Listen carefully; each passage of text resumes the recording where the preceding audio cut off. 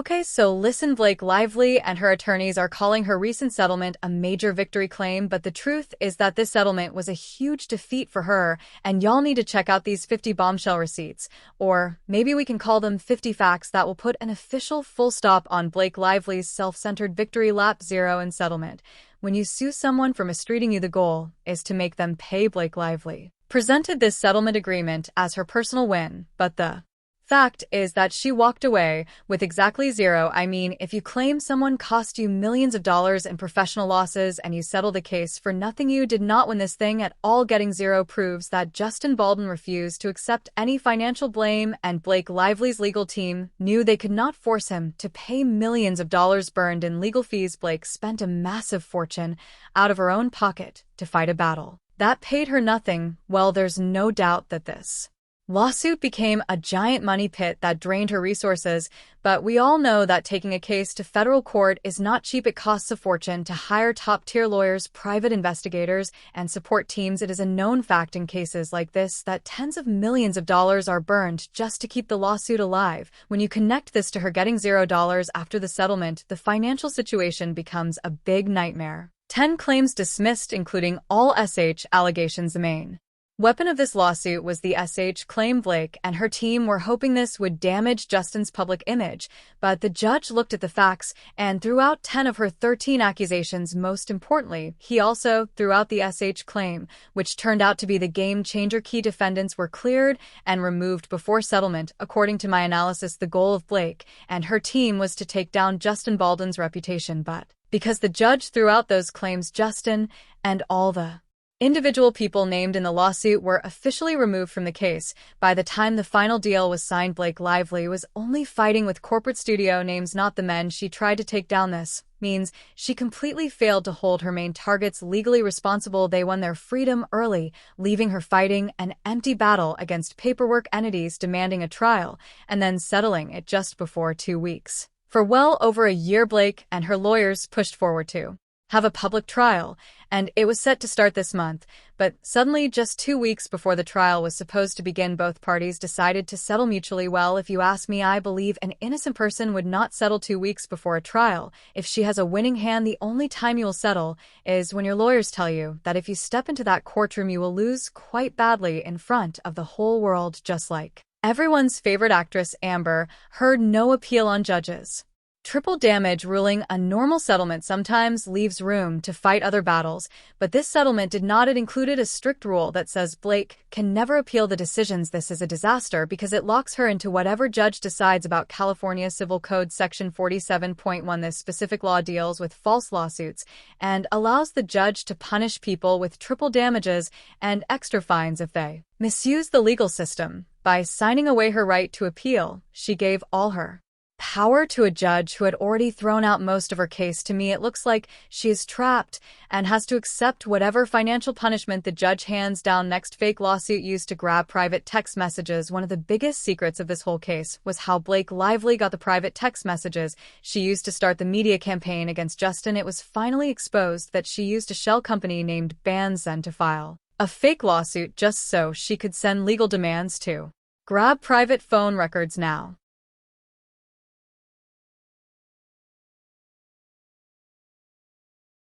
under the normal rules, when the court discovered Banzen, it made her appear like a spy engaging in shady actions behind the scenes.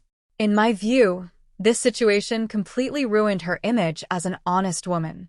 It showed me she was willing to use loopholes to dig up dirt on her opponents. Judge denies gag order. When the truth started coming out and people began turning against her, Blake and Ryan got into massive trouble. Last year, they went to the judge and begged for a gag order to force Justin Baldwin's lawyer to stop talking to the press. The judge obviously denied their request, and this was again a major failure. Forced to withdraw creator subpoenas, Blake Lively's lawyers tried to target social media creators. They sent legal documents to online video creators, journalists, and people like Megyn Kelly, claiming they were all plotting against her. But this whole thing backfired in a terrible way, for her legal strategy collapsed.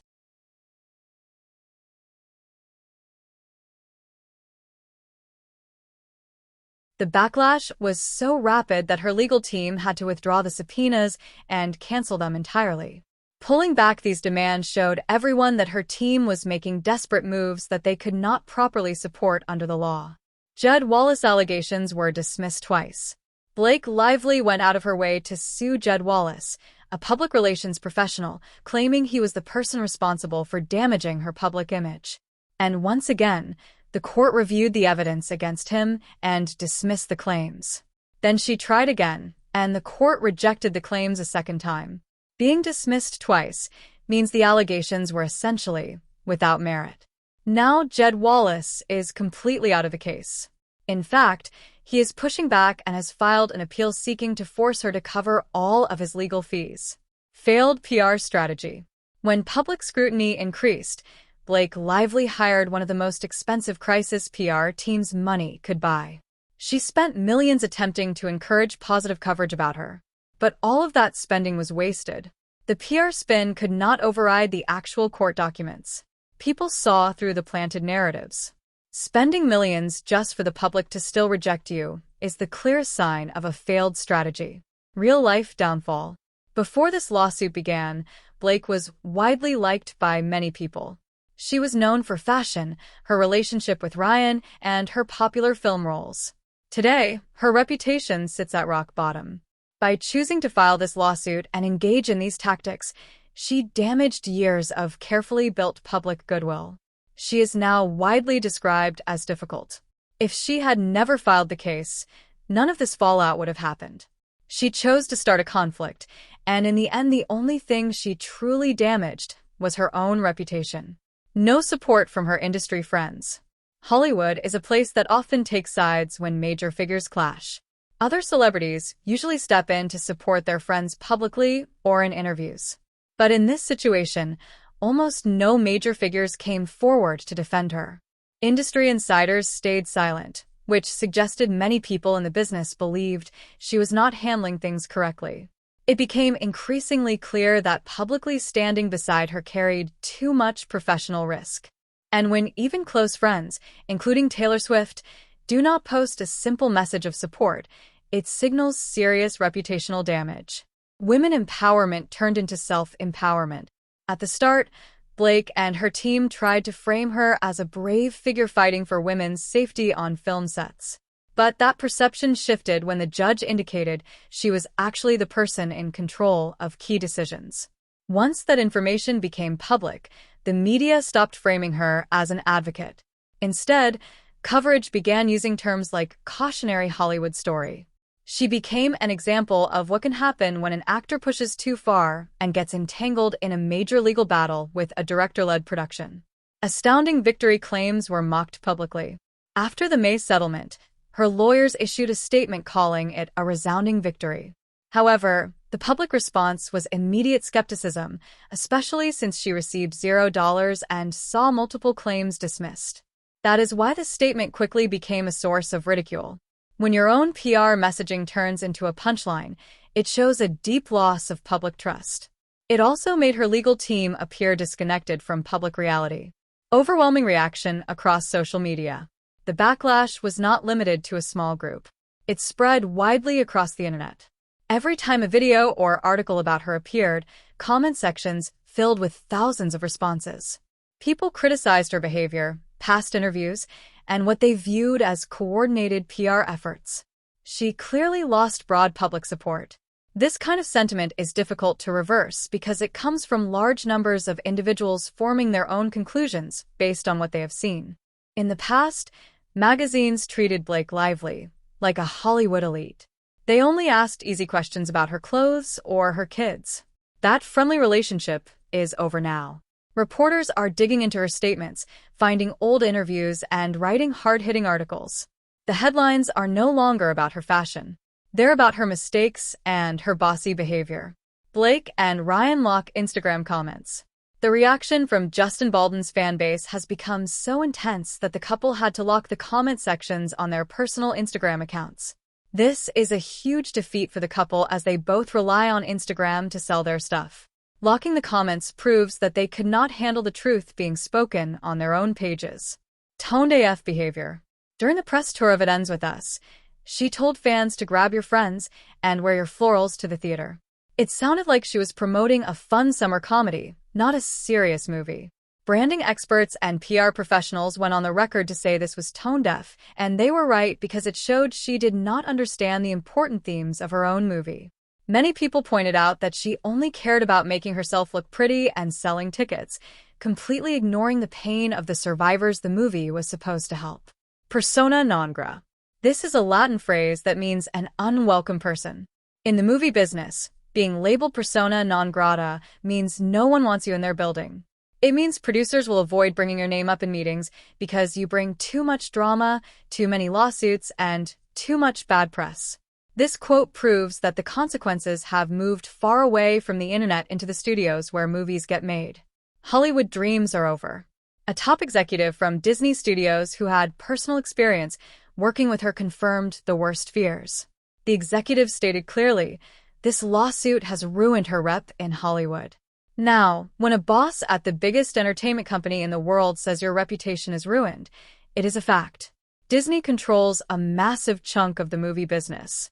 If the executives there view her as ruined goods because of her recent mess, it means a huge number of future opportunities are permanently locked away from her. Business losses. Okay, so, to prove she was hurt by the bad press, her own lawyers had to put a price tag on the damage she had received. That's the reason they filed official court documents claiming her business losses were somewhere between $30 to $140 million. Writing this in a legal paper, her own team admitted exactly how bad things are. $161 million in lost earnings over 5 years. Looking into the future, the picture gets even worse. Her lawyers told the court that they expect her to lose $161 million. This means they know the damage is permanent. They are admitting that she will not be able to book big movies, sign huge endorsement deals, or run her side businesses the way she used to for at least half a decade. This staggering number shows that her earning power has been completely broken by the bad choices she made during this lawsuit. Last seen on another simple favor. The best way for an actor to fix bad press is to go to work and make a great movie. But she cannot do that. She has not acted in anything since she finished filming Another Simple Favor last year. In Hollywood, if you are not working, people assume you are unhireable. Taking a massive unplanned break right in the middle of a major scandal is a clear sign that studios do not want to deal with her baggage. Her acting career is frozen in time because no studio wants to risk their money on someone who might sue their director. 0 new films in the bank. Even worse than not having a recent movie is having nothing on the schedule. Right now, there is no film currently shooting with her name on it. A working actor always has the next project lined up. The fact that she has no active sets proves the Disney executive was right. Her reputation is not so good. The insurance companies that support movie productions are looking at her recent history to consider her as a massive financial risk. Upcoming movie projects on hold. Before the storm hit, Blake had several movie projects announced in the media. They were in the planning stages. Today, every single one of those announced projects has been put on a break. When a project stalls, it means the money men have backed away. The industry giants quietly puts the project on a shelf only because the lead actor is currently not at her best. The stalling of her entire future slate of movies is the ultimate proof that Hollywood has put her in a professional timeout. PGA letter leads to petition to strip producer credit. Blake fought very hard to get a producer credit now. Credit for it ends with us. I mean, this woman even wrote a 5-page 77-bullet-point letter to the Producers Guild of America bragging about how she controlled every single detail of the movie. When the judge unsealed this letter, it was a disaster. The judge used her own words against her, saying she had too much control to be considered an employee, which dismissed almost her entire lawsuit. SNL hosting is canceled. There is no bigger stage for a star to prove they are culturally relevant than hosting Saturday Night Live, especially the very first episode of the historic 50th season. According to her own legal complaints, she was scheduled to host this massive event, but it was canceled. Losing this job was a huge blow. SNL relies on stars who the public loves right now.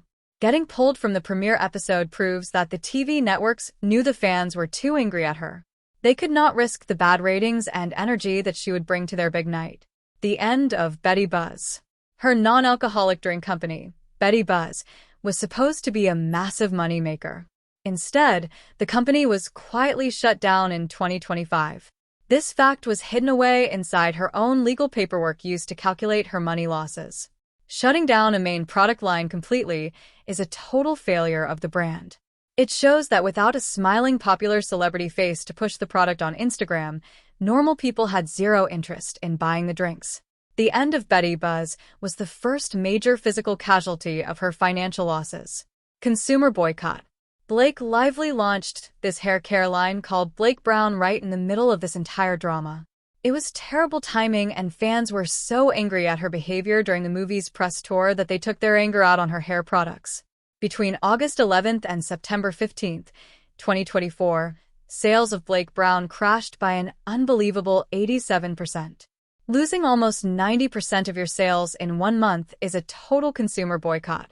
I mean, people basically decided they would rather use any other shampoo than put money into her pocket. Blake Brown did worse in 2025. Last year, Blake Brown continued to underperform, and the most surprising detail came from her biggest retail partner. Buyers and store managers at Target started calling her brand a non-conversation. This means the product was dead space on their shelves. Customers were not asking for it, and the store workers did not care about it. And if you ask me, if a giant store like Target decides your product is a joke, then your brand has no future in the retail world. Corporate events canceled. To save the dying hair brand, the plan was to hold massive corporate events and pop-up parties to get people excited. Those plans were completely scrapped. Multiple corporate events for Blake Brown were canceled. The event planners and corporate sponsors looked at the internet and realized that throwing a party for her brand would only invite bad news coverage. Canceling these events meant the brand lost its only chance to connect with real people. It was boxed in, hiding from the very customers it needed to survive. Betty Buzz sales decline. The alcoholic version of her drink company, Betty Buzz, also suffered a major hit.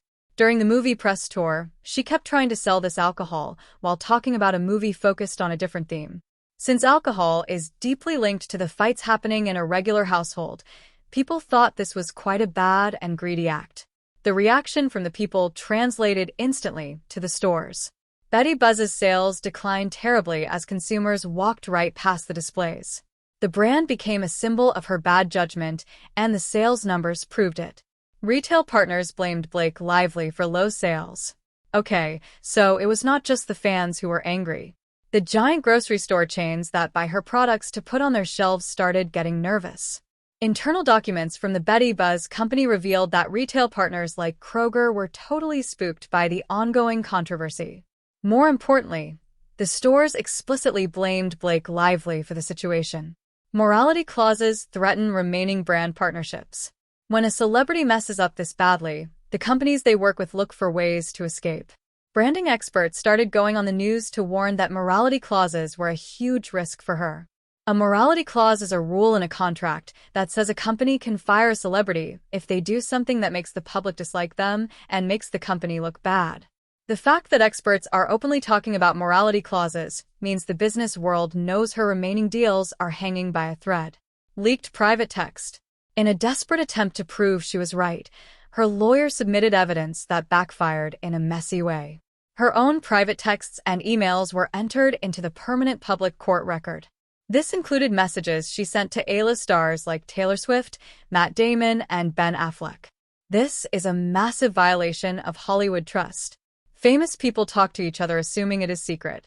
By dragging their names and private chats into a messy federal lawsuit, she proved that she cannot be trusted to keep a secret.